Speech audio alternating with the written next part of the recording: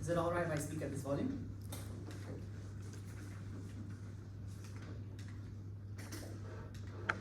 The need for solidarity within the feminist movement has expired, and what remains of it is but a mere veneer for the condemnation of the most vulnerable women by the upper echelon standard in society.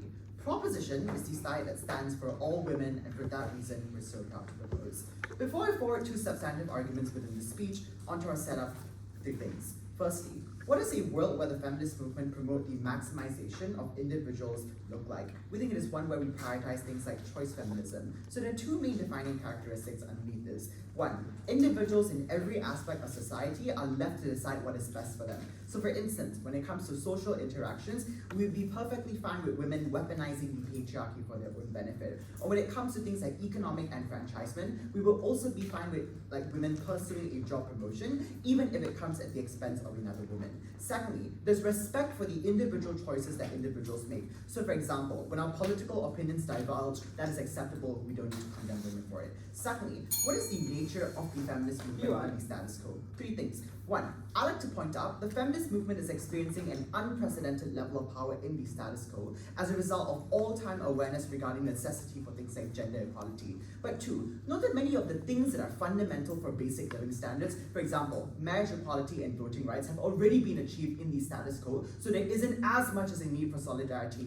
as opposition may point out. Lastly, the biggest hurdles that the feminist movement experiences now are no longer collective systems of oppression, but rather individualistic, and we only think it's under a paradigm where we empower individual empowerment where that can be dealt with. Lastly, note that this debate isn't about the instances where what is good for the individual and the collective aligns, because on either side that would be symmetric. What we need to focus on is that when individual empowerment is perceived to come at the expense of solidarity, that is where the trade-off happens on the side of opposition. Two arguments in this speech. Firstly, a principle on how the maximization of individual empowerment best deals with the diverse circumstances of women, and secondly, why individual empowerment overcomes the hurdles to a success that women face. On the first argument, three parts. First of all, note that the patriarchy's enforcement of oppression is varying. So I'd just like to preface this argument by saying that gone are the days where all women are affected in the same way by coercive structures. Why is this the case? We think it's because the patriarchy's imposition of oppression is no longer universal, but in fact it's subjective. To illustrate, for example, women who are conventionally attractive in the status quo are treated as sexual objects by men, but the same women who might not fit the norms of conventional beauty aren't able to enjoy things like pretty privilege. So what this shows is that social expectations have evolved to the point where oppression is individualized, and we think the best way to combat it is to allow individuals to pursue the avenues of empowerment that they deem are most suited for their circumstances. Secondly, we think solidarity on their side, espoused by the feminist movement, merely extends the oppression that women face. Why is this the case? We think in order for them to have things like collective solidarity, three things happen. Firstly, all women are presumed to have to operate on a collective in order to save individuals who might not know what is best for them. So what you do essentially is that you homogenize what is best for all women. So for example, a woman who chooses to don the hijab is considered to be oppressed, and individuals who might opt into things like sex work via OnlyFans are perceived to not want to do it, it's merely coercive. Why is this problematic? Secondly, they would institute policies that come at the expense of other women. So for example, the justification for banning things like the hijab is that it's anti-feminist and that all women are actually coerced into wearing it. The problem here that we want to highlight is that more often than not, the most privileged women who are often white and wealthy get to dictate what is best for all women. Because what is inherently tied to a notion of solidarity is that it entrenches a savior complex. Finally, in order to do things like maintain solidarity, there's a necessity to demonize any women who don't fit into what the collective ought to do. So you, on the side of opposition, want to push everyone into the same agenda. In order to deter individuals who might want to opt out of it, you need to do things like demonize any anomalies. And that is seen exactly on the side of opposition, when the movement does things like stigmatize sex workers by saying that they are coerced into it and they don't actually want to do it. It's extremely discriminatory towards them. Finally, note that the purpose of the feminist movement is to empower individuals, and insofar as the first two parts of the argument have proven that they cannot get that change that is tailored to the individual, their world actually fails women. What happens on our side when we do things that prioritize agency? One, individuals aren't shamed for pursuing things that divulge from what the collective ought to do. But secondly, because we think that individuals are the best arbiters at ascertaining what is the best form of empowerment for themselves, they are more likely going to access it on their side compared to theirs when they have to compromise, and some women are inevitably going to get traded off on their side. But before we go on to the second argument, sure. In a world where pretty privilege and high beauty standards exist together, isn't it better for women that have pretty privilege not to exploit it to the detriment of others, and for women that cannot meet high beauty standards to have greater solidarity with those women that do conform and fight patriarchal norms together? So the issue with that is, one, you would have to force women who might not necessarily want to self-sacrifice to sacrifice on your side. So we think that's why you're going to garner resentment within the movement. But secondly, and more importantly, we think it's far better, because when at least some women can exploit their pretty privilege, get into positions of power where they actually have the force to do things like change on the ground policies, there's a better capacity to help women who might not necessarily benefit from things like pretty privilege. On to the second argument, explaining why individual empowerment overcomes the hurdle towards success that women face in the status quo. Firstly, I'd like to characterize the political status of the feminist movement in the status quo. So although it may be controversial to consider yourself a feminist, we have already amassed enough numbers into doing things like voting legislation into effect,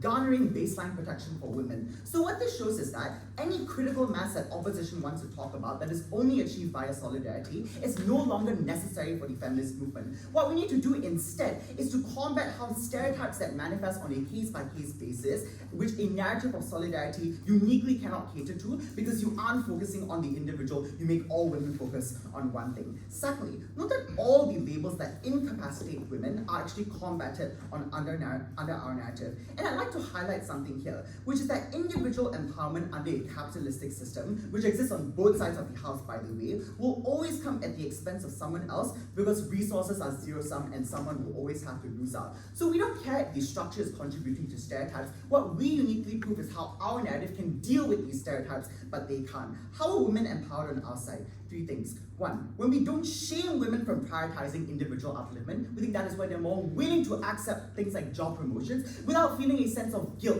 that the feminist movement says that you have deprived another woman of that opportunity. Shame on you. But secondly, traits associated with men no longer become exclusive to men only when women are also able to ascend to positions of power. So for example, a woman is no longer considered bossy, she can also be considered a leader when she is the CEO of a company. But thirdly, for those in the most vulnerable positions in society, what we tell these individuals is that the only obligation they owe is to themselves, and they don't need to sacrifice more in order to be considered a good feminist. Here is the comparative that opposition will have to defend. We think their rate of progress is actually far slower. Why? Three reasons. One, whenever a woman has the opportunity to ascend the corporate ladder on their side, the movement tells her she should wait, because if she accepts this promotion, she deprives another woman of that opportunity. So secondly, on net, we think there's less ascension to power because resources are spent on attempting to uplift everyone, and they're inevitably rationed on their side. Lastly, in their best case, when there are women who land into powerful positions, you don't spotlight these individuals because their participation contributes to oppression.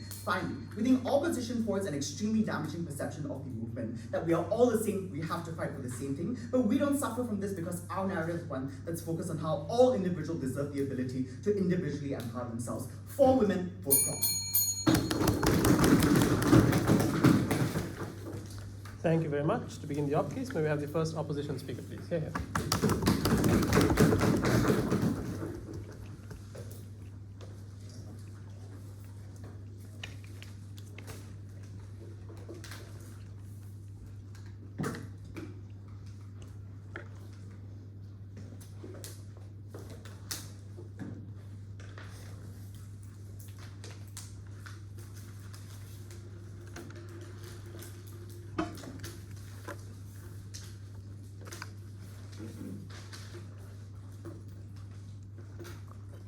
Okay.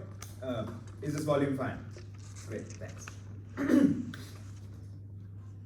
The world of the proposition is one where a select few women girl boss their way to the top and leave everyone in the dust.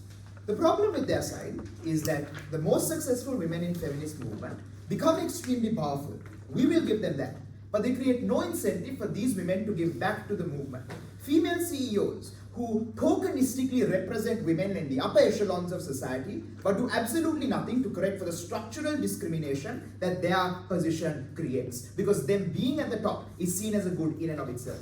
I don't know what world proposition is talking about, because for the vast majority of countries, women have not achieved parity. They have not achieved voting rights. They have not achieved job equality.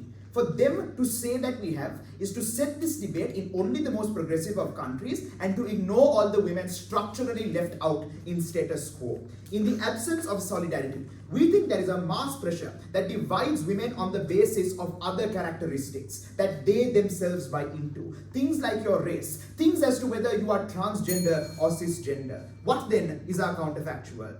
What does promotion of this debate mean? 1. The immediate goal selection of the movement. 2. The messaging of the movement. 3. What policies the movement chooses. And 4. The actions of women who choose to call themselves feminist. What then do the two sides look like? When their side focuses on individual development, I agree with Arjun. It looks like individual success stories. It looks like feminist leaders being selected on the basis of their success, and it looks like the narrative that women should continue succeeding, even if it comes at the cost of other women, because eventually that is better for themselves as a woman. But what does our side look like when we focus on solidarity? 1. Community building and shared goals on the basis of your identity as a woman. 2. Rewarding giving back to feminism by glorifying activists like Malala Yousafzai. 3. Telling people that they should never pursue individual development at the cost of other women. So I want to make something very clear. Our narrative does not tell women to only pursue success when other women would get it. Because that would be absolutely absurd, right? If you were to tell a woman that she cannot take a promotion even if she's been given it, just because another woman can get it. But what it does tell you is that you should not do so at the cost of solidarity. So you should never undercut another woman to get a promotion. You should never try to act hyper-feminine and outdo your feminist sisters to be able to get that promotion. Quick rebuttal before argumentation. Their first argument is fundamentally flawed. Just because different women have different levels of privilege doesn't mean their oppression is individualized. All women face similar barriers in terms of the very stereotypes they want to talk about. Maybe some face it more, maybe some face it less, but it's the same patriarchal system that is creating those barriers, panel. But 2, even if those barriers are not the same, you need solidarity among women to change their barriers. I'm going to flip their claim. It is their side that cuts out sex workers and people who wear the hijab, because there is no incentive for a white woman to feel solidarity with the people on the ground. And fundamentally, you as a person in privilege, when you do not cut across the aisle and recognize that that woman is your sister, have an incentive to buy into that privilege. White women who benefit from the stereotyping of black women as hyper-aggressive continue to reinforce that stereotype on their side of the house because it explicitly benefits them. Our side is more likely to support these people because it is about doing what is in all of your best interest. So doing things like improving the rights of sex workers is something that will happen on our side of the house because you have solidarity to do so. Their second argument is flawed. You can still cut out stereotypes based on solidarity. In fact, you worsen stereotypes because you create an incentive, like I've just proven, for women to buy into stereotypes more so on their side. Before my arguments, yeah. In a capitalist society where the success of everyone has to come at the expense of somebody else, in what way will this always be anti-feminist? Because it's not always true that every single form of success has to come at the cost of everyone else. We can concede, in a lot of instances it will, but the fact of the matter is you should create a situation where your success explicitly undercuts someone else if you are not forced to do so. 2 arguments. 1, that you reduce the participation of women in feminism. First level of this argument, buy into the feminism goes into the ground on their side. 3 structural reasons. 1, you are less likely to engage in collective action and agitation. Doing things like protesting or pushing for things like affirmative action have a very high individual cost to a woman. It takes a lot of time, it takes a lot of money, and in the case of affirmative action, it may take an opportunity away from you, which means that you just don't do it, which means you are unable to push for policy. Second mechanism, people are less likely to identify as feminist because it hurts them. I agree with Arjun when he says we live in patriarchal societies. But what does that mean for you when you identify as a feminist? If identifying as a feminist means you have less access to opportunities, their side would also say it is very likely, and women are likely to believe, that you shouldn't identify as a feminist openly in the instances where it makes your job prospects worse off because people think of you as worse off. So just less people buy into feminism. But 3, it marginalizes very vulnerable women because on their side, they push the burden on individuals. To be considered a valid member of the feminist movement, you need to be successful. On our side, solidarity feels much more achievable because all you need to do is create a community. All you need to do is be a woman and be part of the movement, and that is enough. Their side is one where even if this is not the narrative, it can easily be misrepresented to put pressure on an individual and alienate them from the movement.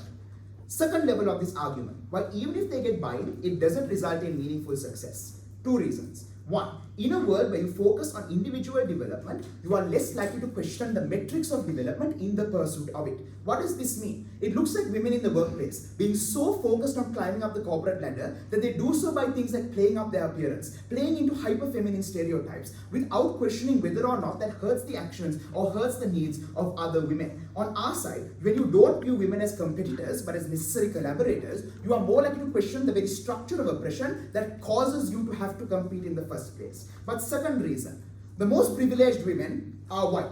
The most privileged white women are the most likely to succeed. The problem then is that it is these women that become the face of the feminist movement. It is them that we are able to dictate things like policy and ignore issues like police brutality when they take up the vast majority of the talking time that the feminist movement gets. This flips their first argument of why they can care about minority issues. Why then is the counterfactual of solidarity good? One, the feminist movement doesn't just value individual success, but your ability to help other women. This shifts the conversation away from CEOs towards activists and away from girl boss culture. Two, women are less likely to be alienated. Having to do success on your own is fundamentally isolating. This is problematic because even when women are suffering the same amount as each other, their side is one that tells them you still have to compete and cannot confide in each other. It is our side that creates a feeling of community. That means women are less likely to leave the feminist movement when they fail. Three, women themselves feel more valued. Individual development is extremely difficult to access. Now when you are just a member, you are considered far more valuable. The importance of this argument is simple. Even if some women get to the top, they do absolutely nothing to help the rest of the women that are the most vulnerable. They absolutely lock those people up. Second argument as to why this helps your ability to get change. These are just some reasons as to why individual feminist empowerment becomes more difficult. I want to note that individual success is extremely hard. Women have been structurally locked out of access to capital because of historical inheritance. They've been locked out of opportunities because of sexist hiring laws, and they've been locked out of access to education. All of these are structural issues that you cannot fix individually on your own. Why then does prop make it more difficult? One, to succeed in the workplace, you cannot rely on other women because they are your competitors. Your only alternative then is to buy into patriarchal norms, which creates a vicious cycle where if you have bought into patriarchal norms, you tell other women the only way they can succeed is by also buying into patriarchal norms and reinforcing the patriarchy. Two, it encourages complacency because you feel that just by being successful on your own as a CEO, you have done enough. On our side, even if you become a CEO, you are told that you have a duty to give back to the poorest of the poor. It is their side that enables tokenism, where governments scapegoat their responsibility because if a few women get something, then apparently some women have gotten everything. For all of these reasons, oppose. Thank you very much. May we have the second proposition speaker, please? Here.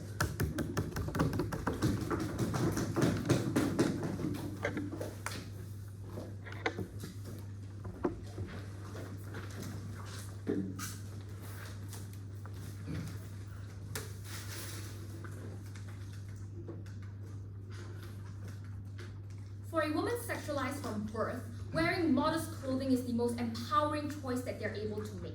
But for a woman growing up in a conservative Christian household, we think that wearing revealing clothing is the most empowering. What this means is that any opposition to the patriarchy inherently is empowerment, and with the subjective permutations of patriarchy in the status quo, the resistance to it must be equally as subjective. Before I talk about two issues in this debate, I want to talk about whether or not the context of individual empowerment on opposition stands true. Because we question then, what world does opposition live in? When we ask them about a capitalist society that inherently requires competition, inherently requires you to succeed at the expense of another, they tell you you cannot succeed when somebody else can't. But let's listen to their illustration. They say acting hyper-feminine is unfeminist apparently in the workplace. But we think that succeeding in the workplace is contingent on a multifaceted avenue of your capacities. Maybe you're a more social individual, or you have different capacities. For opposition to attribute every single success of every single woman in the workplace to being hyper-feminine or just being pretty is exactly why we need to have the individualized metrics on proposition. That women can succeed independent of whatever narrative opposition push.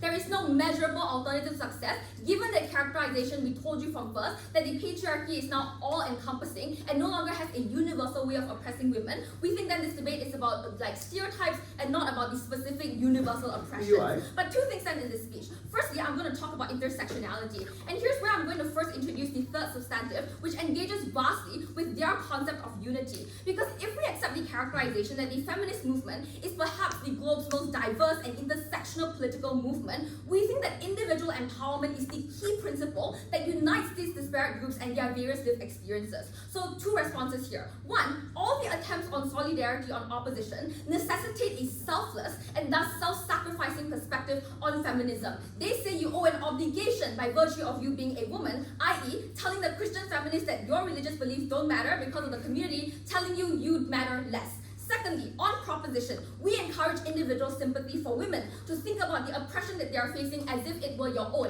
It is believing that all women are just like you, prioritizing all of their suffering. And this is important because maximizing individuals' benefits means that you want all individuals to be able to reach that kind of individual growth as well, and we think we are then able to protect all women. In a world of diverse oppression, opposition forces the arbitration between subjective and different suffering, and that is where opt-out actually occurs, because there is no obligation for anyone to identify as a feminist. But if you tell women that the claims to political strength exist, right? So let's say the cost of voting for a policy at the expense of your own exists anyway, insofar as the cost symmetrically exists, the difference is about the messaging to push people who want to do that. So we tell individuals everybody is suffering, and we make them recall their own visceral suffering to sympathize for somebody else. Opposition tells you we don't care about your suffering because you need to care about somebody else instead, and it is that messaging that pushes most women away from the movement. But moving then on to the concept of intersectionality, we tell you about the white savior complex.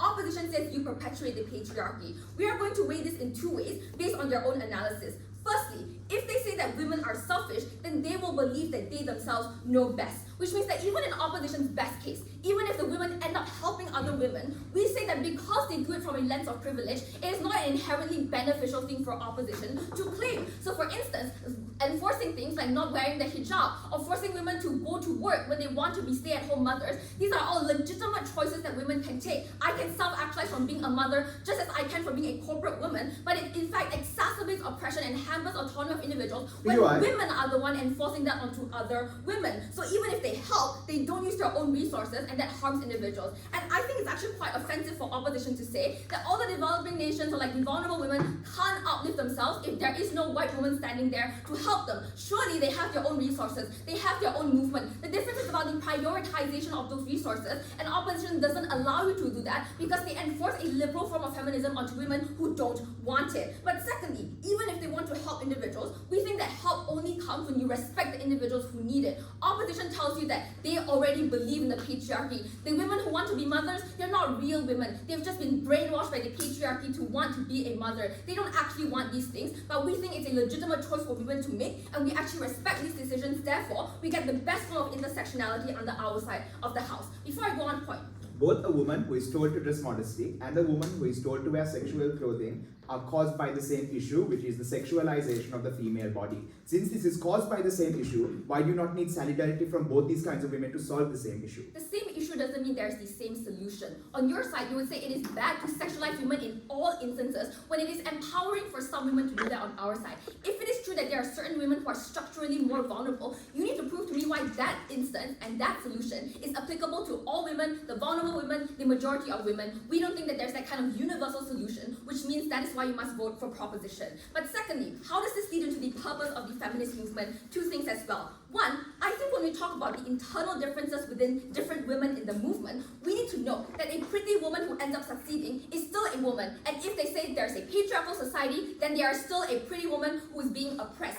Principally, we don't think that the movement should tell you and shame you for being successful just because you wanted to survive. In a society that necessitates your survival, if opposition's characterization is true, and the patriarchy is so pervasive and so oppressive, it is still horrible for them to force a woman to give up the positions of power or to use them as battering rams for political success, insofar as they are still suffering. Relatively, yes, they might be more privileged, but they are still suffering, and the point of the movement isn't to instrumentalize members so that other people can succeed by virtue of the failures of the patriarchy. But secondly, for opposition to assign the success of a woman purely to their beauty is offensive, because that just implies that absent pretty privilege, they cannot succeed. Our characterization told you that in a meritocratic society, all capable individuals will likely advance and they will likely be successful. If the corporation wants to make more money, they will pick the person who can make them the most money, who will be the most meritocratic individual. Women will succeed on our side regardless of whether or not pretty privilege exists. The difference then becomes whether or not we can use these women in positions of power to upend the stereotypes that opposition talks about, which means now it's no longer about structural change.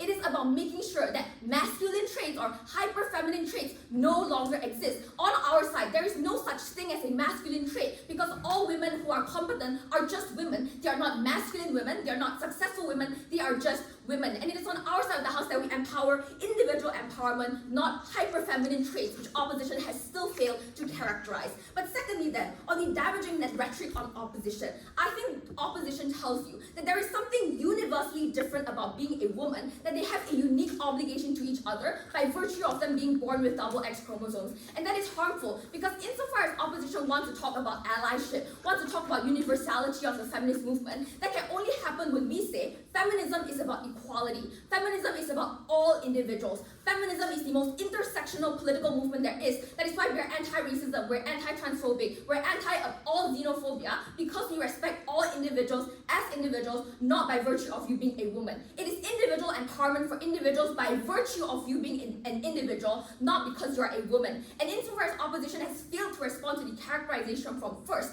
about how the most pressing issue for the feminist movement in the status quo isn't a universal system of oppression, but rather an individualized one, our side of the house will fulfill the burdens in a multiplicity of ways. For the most privileged individuals, for the most vulnerable individuals, and for all individuals the feminist movement must represent.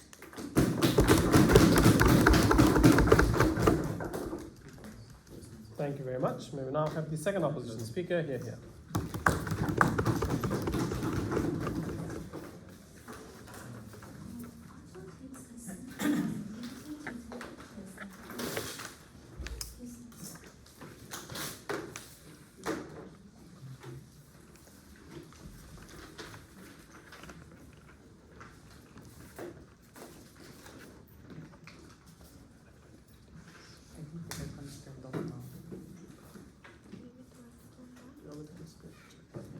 Sorry, Chanita, can you wait?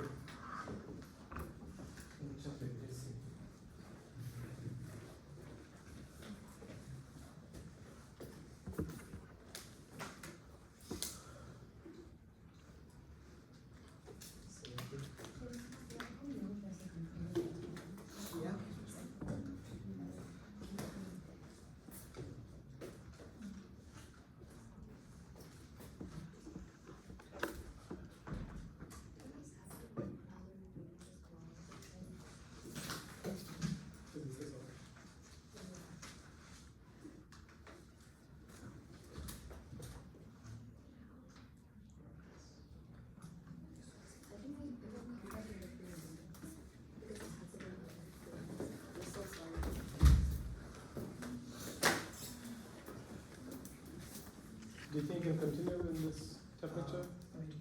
It's up to you. Yeah, no, I'm absolutely fine. Please continue. Yeah. Southeast Asia.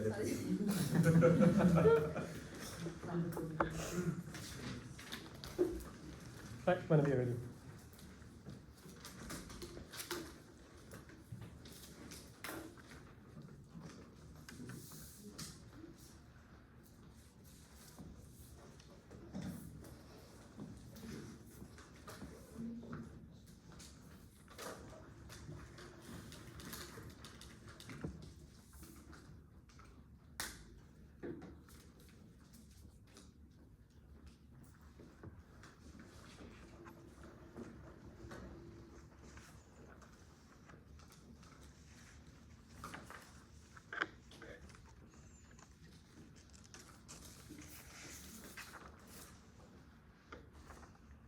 Two areas of response in this speech. First, on increasing support for the feminist movement. Secondly, on which side the feminist movement has better policies.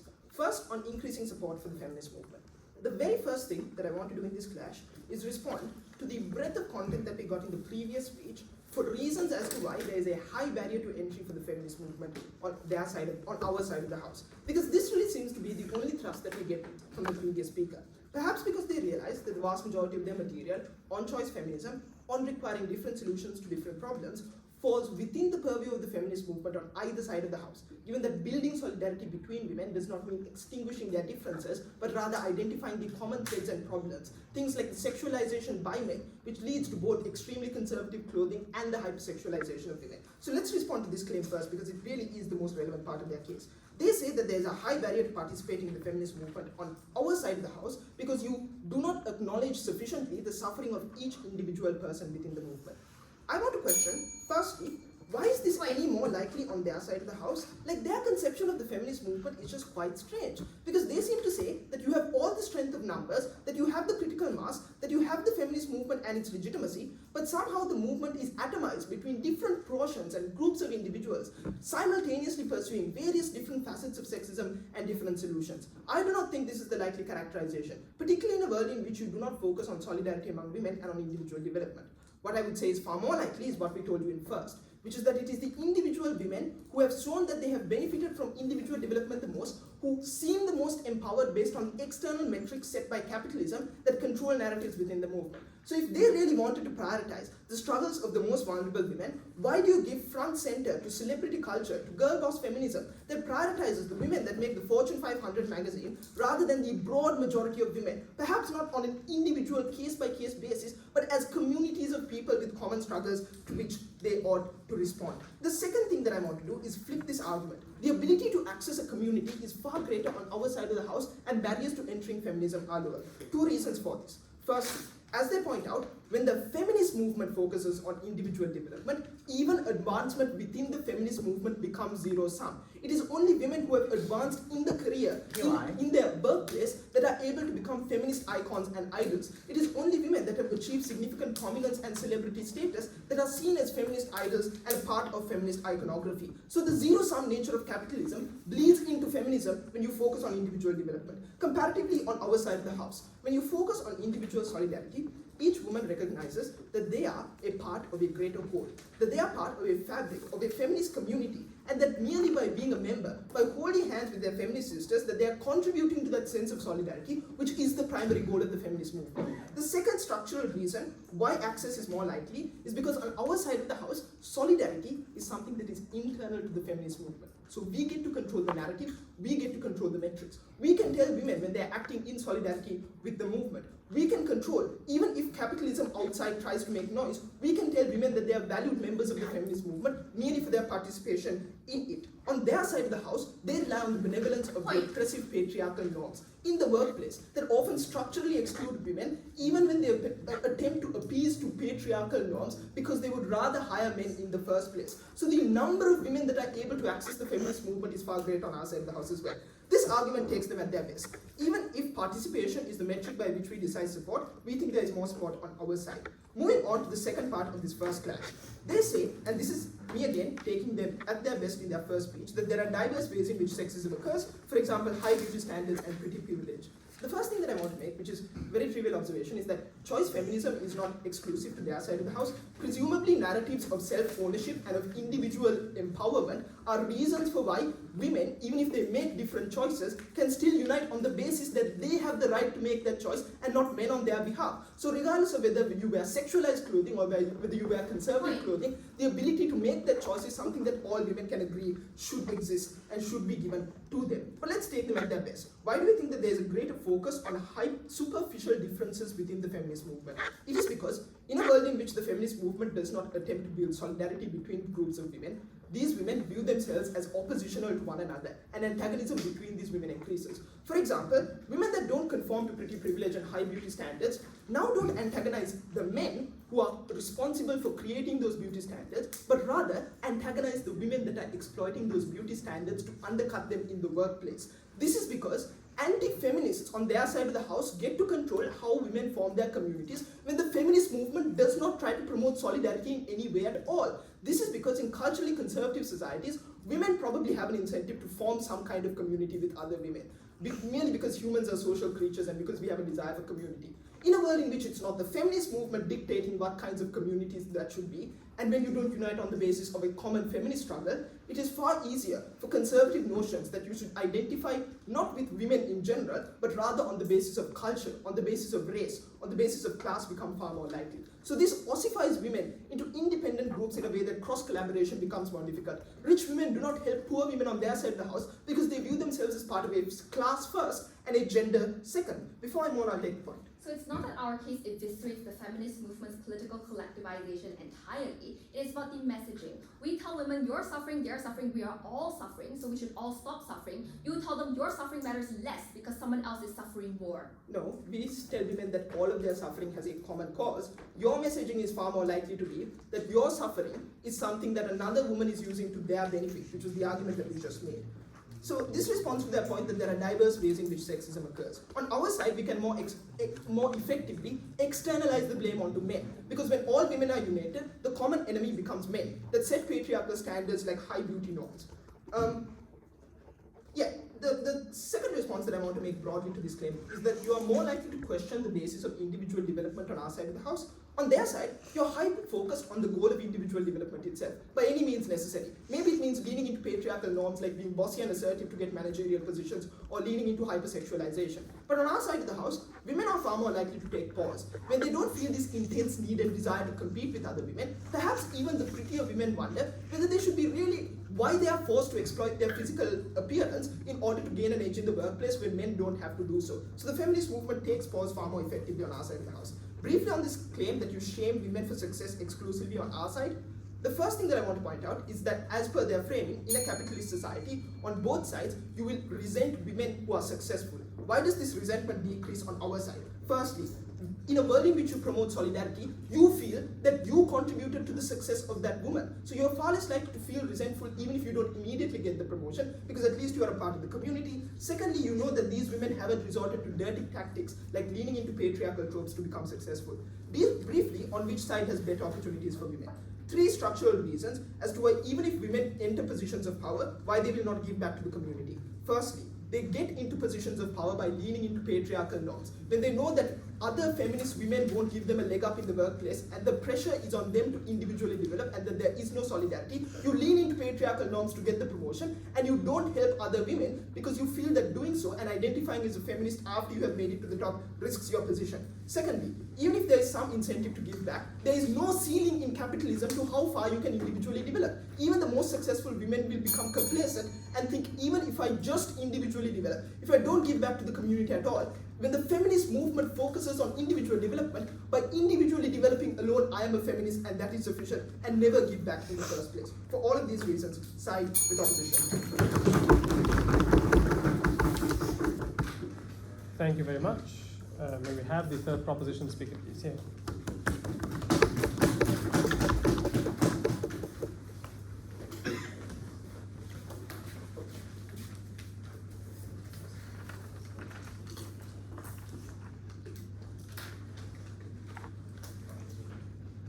Sri Lanka paints a dangerous world. It is a world that fails to recognize women as diverse and autonomous beings. It is a world where kindness and self-sacrifice are not virtues, but punitive obligations imposed by a paternalistic movement. The problem with their case is they've yet to explain why obligations of women are to each other in all instances, even when it comes to the active detriment of yourself. Which leads me to 2 crucial observations about this debate. First, I want to deconstruct opposition's mechanism and their pathway to victory. Because if you notice, their case operates on an incredibly abstract line. Women just hold hands and unite together and share resources based on this narrative alone. I want to note this is in major tension with their claim that women on our side would otherwise be greedy and selfish and would not have any way to extend these benefits to others. But there is no mechanization on their side for how exactly the movement uses this narrative to influence goodwill within other women, how you create the structures of giving back and redistribution. Which is why actually at this junction in the debate, they basically don't prove anything. It's just a critique for capitalism. They never prove why you overcome those degrees of capitalism. But what we do is we co-opt their characterization. If these women are selfish and greedy in all instances, that is precisely why when you allow them to expand upon their own incentives of self-development, their own incentives of self-interestedness, they are able to participate within the movement because their participation is no longer contingent upon solidarity that requires their massive amounts of sacrifice. But what we also want to point out is that this is an extremely soft line for opposition to concede that we are okay with self-advancement when it doesn't come at the expense of others. I don't know what utopic reality this team lives in, but their side is just a euphemism for we want no one to advance because we explain that structurally, one person's advancement always comes at the expense of others. Not because they are just limited spaces in capitalism, but because they don't want any girl bosses to exist on their side because it creates a certain standard. So at the point where they want to prove that we want people to equally advance, they have to explain why it is possible for their side to create the platform, create the conditions for all women to succeed equally at once. They don't prove that. Second, I want to know all their impacts are contingent on our side being fully elitist with the standard of what it means to be a woman. But this is incredibly reductionist view of our case, because first prop setup tells you why there is respect for other women at a point where there's no gold standard, but precisely why you view people as being able to maximize their own autonomy and pursue their own goals, which also is the flip on their side, because all of their accusations of elitism still apply on their side. They don't explain why you having a girl supports girls narrative means elitism goes away. In fact, it compounds because you allow women to shape what it means to support other girls. What is the way in which their obligation extends on their side, and we are immune from this because we no longer say one person has to sacrifice for another. And this also responds to their new argument of defaulting to metrics like race or class, which is contingent upon fractionalization, but we explain why when you no longer divide women into saying this is what you have to do, you don't get that levels of fractionalization, which is why we're able to better unite them on our side. So at this point, their case is just about elitism. We explain why it's worse on their side, and we create an inclusive environment for all. Two issues in this speech. First on inclusive empowerment, and secondly on social political change.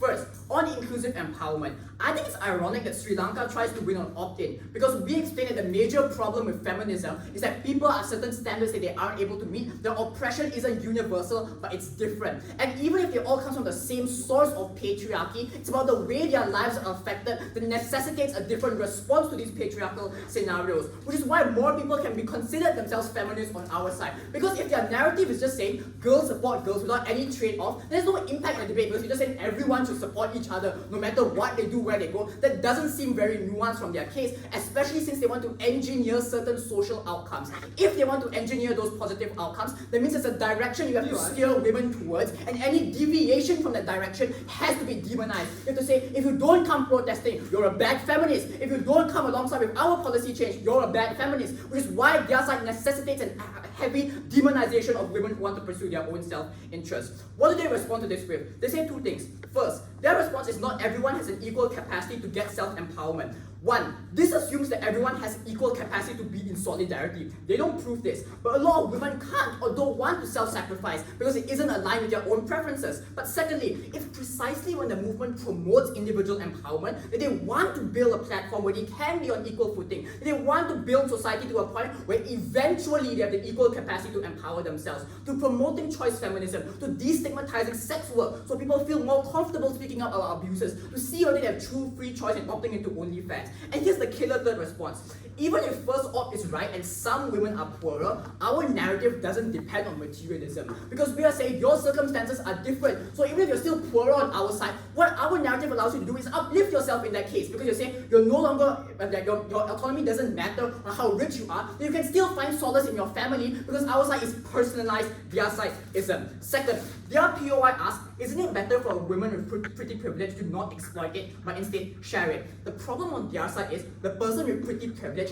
never even rises to power in the first place because their side preemptively shames them. Listen to their rhetoric. All girl bosses are harmful. We should never be able to have them. So you never let them rise to power and let them be the icons that can create positive change. So if their side want to say that we don't want people to be influenced by saying that this is how you break corporate culture, but instead you want you to fight against the corporate culture, but you never have someone being the spokesperson. You never have that loudspeaker in an influential position in society in the first place, which is what what we said instead was more likely to be true. Capitalism exists regardless. If we have one trailblazer within a successful corporation, that person can speak up about feminism. And we take the worst case of our side. Even if we only benefit richer women at first, it's okay because it's a stepping stone to future change. And there's virtually no analysis for why their mechanisms of change will be successful. Their side is the abhorrent one that tells women, your success is always unjust and you must self-sacrifice for future speculative and fragile change. Our side has a certainty of benefit for these women and should not be compromised. Even if the messaging is diverse on your side of the house, you still rely on women being able to set aside temporarily their own interests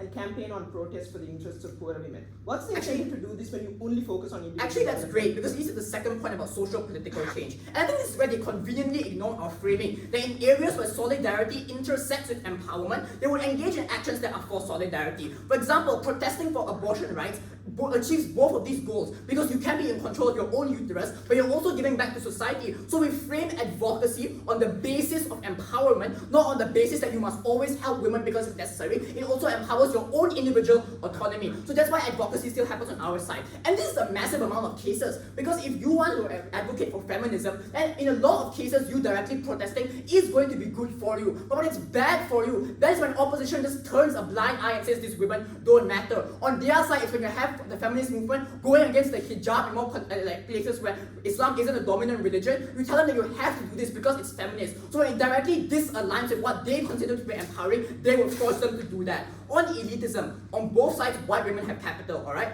But why is it still better on our side and we break the deadlock? First, based on communitarianism on opposition, the rich on their side dictate how girls ought to support other girls. But on our side, even if the white girl boss is prioritized, you can detach yourself from that narrative because it's based on personal autonomy. That's the deadlock on both sides, even if both sides get somehow hijacked by the rich. But in our third substantive, we challenge how effective opposition's form of solidarity truly is. On either side, women have diverse preferences and lived experiences. They don't get rid of these differences. They merely tell women to disregard what could be a crucial part of their identity. That's precisely why their side splits up the movement and creates infighting, where you don't get these women wanting to participate. Precisely why conservatives attack the movement for being homogenous. You support bad women no matter what, because girls support girls in all instances. For these reasons, we're exceedingly proud to propose. 178, yeah? All right. My phone is running out of battery, so... Okay, I'll do the clapping, don't worry. Thank you very much for the final constructive speech. May we have the third opposition speaker? Here.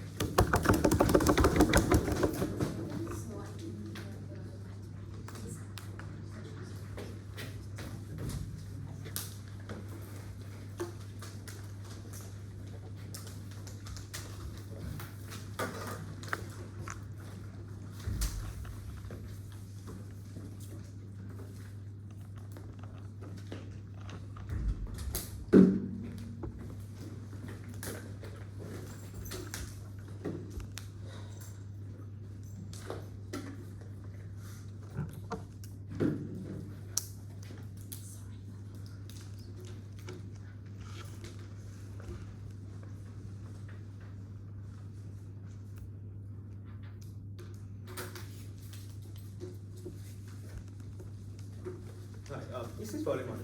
Yeah. Thank you.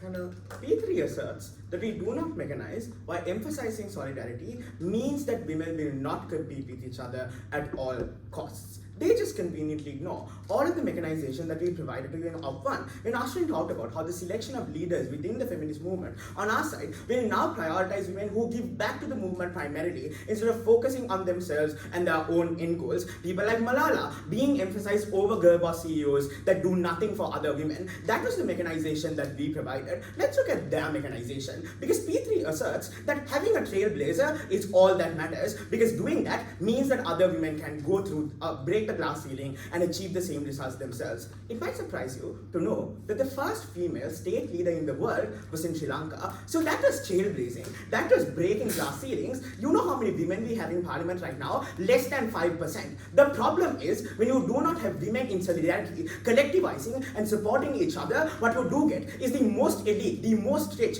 the most ethnically privileged women breaking those glass ceilings, getting to the top, enjoying those privileges and not helping anyone else at all. Capitalist systems exist symmetrically on either side. We agree with Malaysia. It is that is exactly why on their side, the women who make it to the top never ever help those who are left on the bottom rungs. It is our narrative of solidarity, the communities that you create, the acknowledging that you only reach the top because of women slaving away on the ground that helps or impels those women at the top to help those on the ground as well. I want to note that their case is extremely unstrategic because the only way in which they can win is through this extremely narrow characterization of what solidarity looks like. They say that solidarity means that you extinguish all differences between women, but they never explain why this is true. Like, solidarity doesn't mean uniformity. Solidarity just means that you acknowledge a bigger oppressive power harming all of you, i.e. the patriarchy, and that you should work together to combat it. That other women succeeding means a good thing for you, and that you should work towards achieving those benefits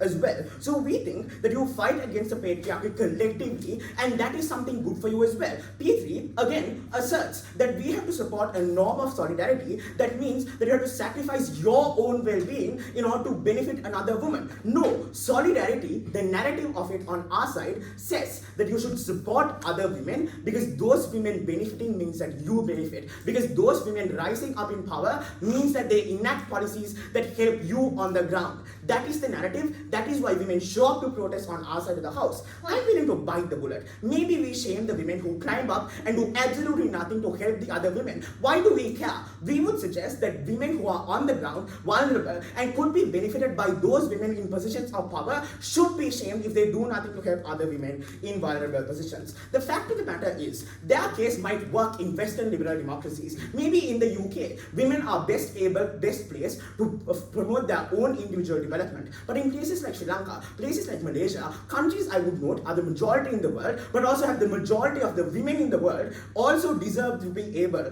to climb up the ladders to benefit from collective solidarity between women as well. So we would suggest that they need to debate this motion in the world in which women are the most vulnerable, the world in which women need collective action, not perfect Western liberal utopias. I'm going to talk about two things in this speech. First, about which side gets better policy for women on the ground and the majority of women. Second, why even if you're unsure about which goals matter more for the feminist movement, why our feminist movement is more likely to succeed. But before that, sure. So the African American woman who has suffered twice as much as anyone else to become a Fortune 500 CEO, you tell them they are not a feminist unless they jeopardize their position with extensive and controversial affirmative action policies. Why would they still be a feminist? But like you pointed out, you can still be in solidarity with other women insofar as you don't actively cut out the chance of another woman succeeding. You can take the promotion. Like, look at what they're suggesting. They're saying that our feminist movement will tell women not to take a promotion if all the other women in the factory also can't simultaneously get a promotion. Like, that's just not how the world works, Panel. The feminist movement isn't going to tell them that. What they're going to say is that if you get the promotion, do something to help other women. If you're going to get the promotion, do it in a way that doesn't actively undercut the chances of another woman getting that promotion. First question then, which goals are better for the movement?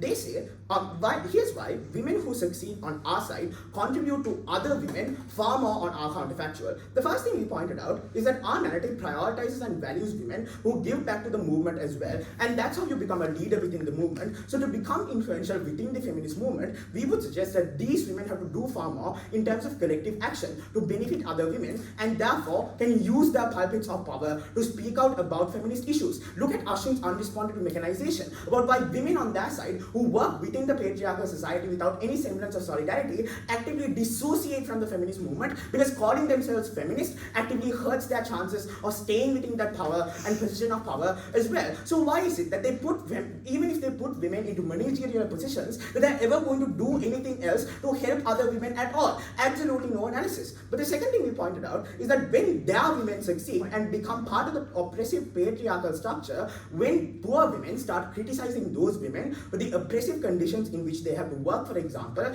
that creates a division within the feminist movement. And you know who's most likely to win within that division? Who's going to drown out the other part in discourse? It is like the first speaker says, white rich women have the most power within the movement. It is on their side that those black poor women have no ability to speak out, because they are women who succeed individually are the leaders within the movement as well. So the ability for you to shut out vulnerable women who criticize you for being in a position of power and doing nothing to help is worse on their side, which means that for the most marginalized women, the majority of women, I will note, they have no recourse on their side of the house. Here's the way, because their side depends on the benevolence of women that they shoot to the stratosphere in terms of success to help others. This is unlikely, because I want to do some weighing on probability. Chanita points out that they leaned into patriarchal norms to get to the top in the first place, which means that they will likely perceive helping other women as something bad that would make them risk their own position, which is something that they don't want to do. Because if their case is true and they can achieve massive success, that is when you're also very unlikely to risk that success, because you've achieved so much already. You feel like you don't have to help other women. I need to continue on with my life and being able to go up there. But here's the tiebreaker.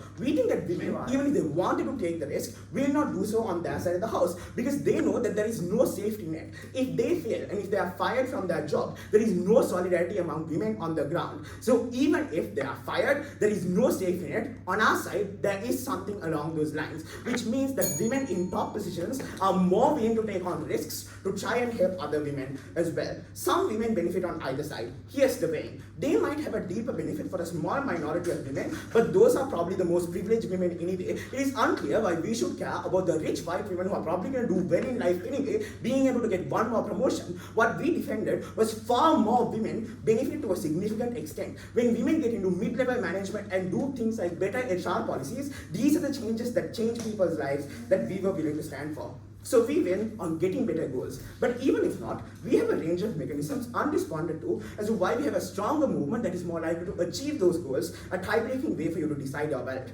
First, Ashwin pointed out that the pressure placed on women to succeed on their side, on their own, is far higher, and therefore women are more likely to opt out of the movement. This is important because on our side, even if your life doesn't go perfectly, when you see other women succeeding, you can derive satisfaction from it because you think that you contributed to the other woman's success, which means that you're far more likely to stick out with the feminist movement, turn out to protest, and ensure that policy gets passed that benefits women on the ground as well. The reality is, the feminist movement dies on their side because they buy into capitalist norms that pits women against each other. We think solidarity is far better. Thank you very much. Moving on to replies, may we have the opposition reply speaker here.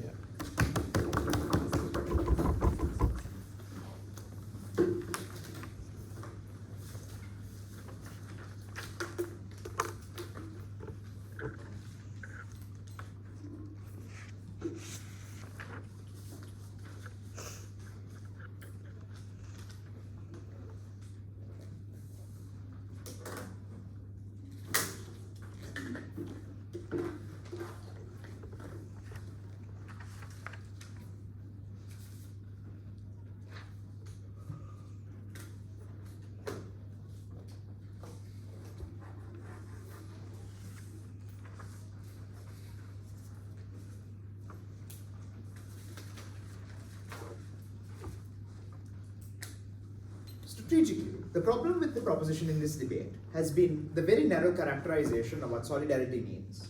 And even after they were pushed on it, after my Op 1 speech and down the bench in Chanithu and Vithira, the failure to adapt that characterization of what solidarity is to what the reality actually looks like.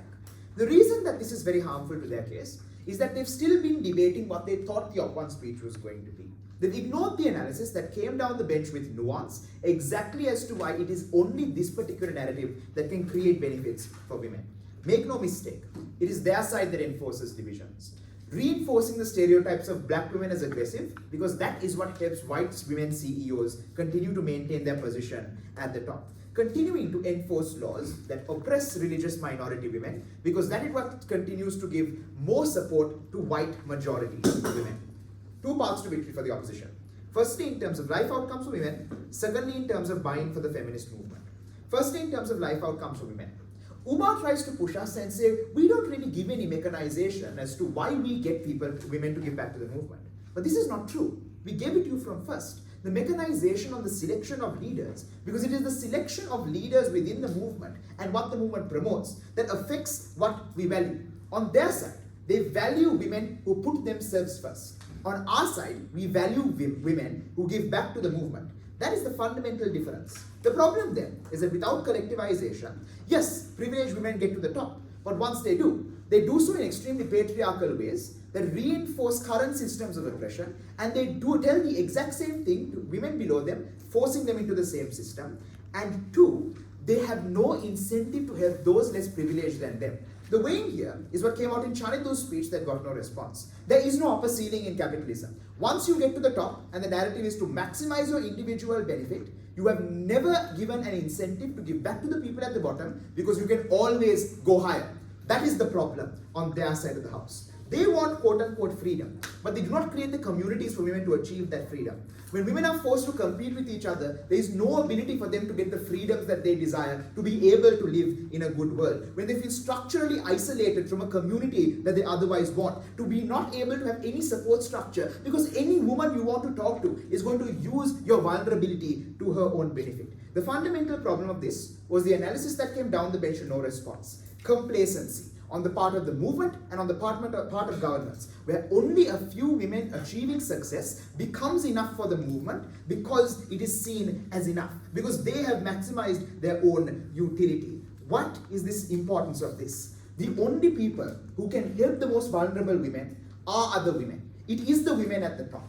And the problem then is that even if they get women to the top on their side of the house, there's no incentive to give back. On our side, maybe we don't get as many women at the top, but when they do, they give substantially more, and even the women in the middle give more. That is the comparative. Final question in terms of buying to the movement. I want to bring back the reasoning as to why they cut out critical mass. Because towards the latter end of their case, they hyper-focus in on the clash that I mentioned before.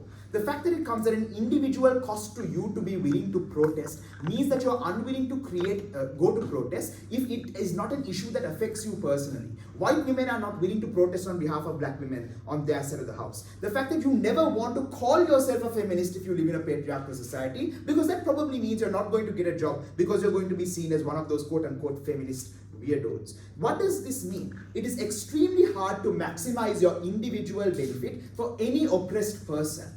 This means that for these people to feel even slightly valued by the movement, it is absolutely impossible and they are forced to dissociate. The people that we should care about the most, that are the most left out, are the ones you do not get into the movement. Our side is better. We value you just because you joined the movement, just because you are a woman, just because you have faced the fundamental oppression that all women have faced, that we have to come together to overcome. This is why our side undermines elitism and our side creates a feminist movement that is for all women and not the girl bosses at the top. Oppose. Thank you very much. And for the final speech of the day, may we have the appropriate line here.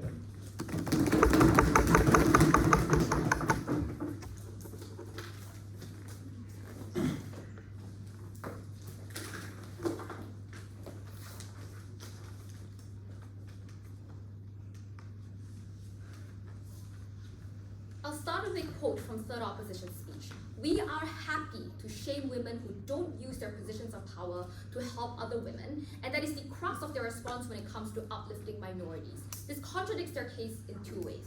One, it contradicts their first opposition argument that by virtue of being a successful, hyper-feminine woman, you are enforcing oppression onto the unfortunate. It means that by virtue of you being successful, you are already elitist. You are already enforcing the patriarchy. You are of an elitist race, of a majoritarian race, just happen to be a pretty woman, and your position as a successful woman inherently is oppressive. Second opposition's rebuttal then to the inability of the feminist movement to continue collectivization says that in fact, sacrifice is not necessary. That on their side, the rich and the poor women are going to hold hands and watch Barbie be together, and yet on our side of the house, they have to sacrifice one for the other. One trade-off surely has to exist. Surely either that feminism can be about everybody and no trade-off has to exist, or sometimes trade-offs need to occur. But it doesn't matter which circumstance this debate takes place in, because we engaged on it in two ways. One, the most realistic context wherein a trade-off is necessary. We push the most important characterization that people would leave the feminist movement altogether. They want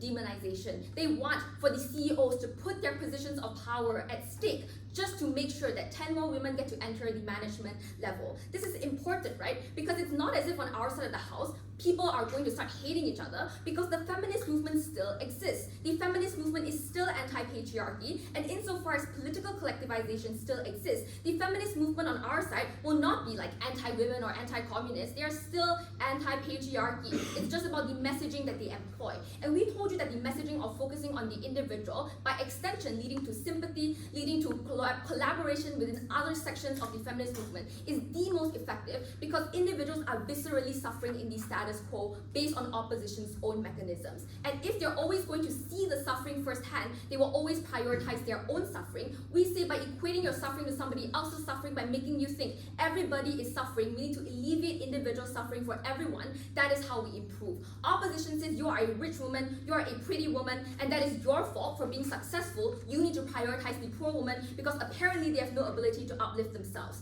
By the way, anecdotal evidence is an analysis on opposition, so we would posit that on our side, we told you your world will be far more patriarchal with far more stereotypes unable to be solved. Given that their burden on their side from first was that they want to uplift everyone equally, they need to prove conclusively in every instance collectivization will 100% lead towards that kind of alleviation. Collectivization, we told you from second, was the very thing that led to abortion rights being decimated, because people stopped caring about the collective. They started caring about their individual rights even more, which means that opposition failed on their own burden to protect all individuals. Their mechanism then doesn't actually work, because the collective model will be decided by the elite. The priorities of the collective will be decided by those who can afford to stay within the elite, within the collective. Our mechanism then was not dependent on the benevolence of women giving back. By virtue of you being successful, you were able to dismantle what it means to have a hyper-feminine trait, because opposition's own analysis, crucially, is built off of stereotypes. There's no such thing as a hyper-feminine successful woman. There's no such thing as a masculine leader. There are only leaders, but that only happens if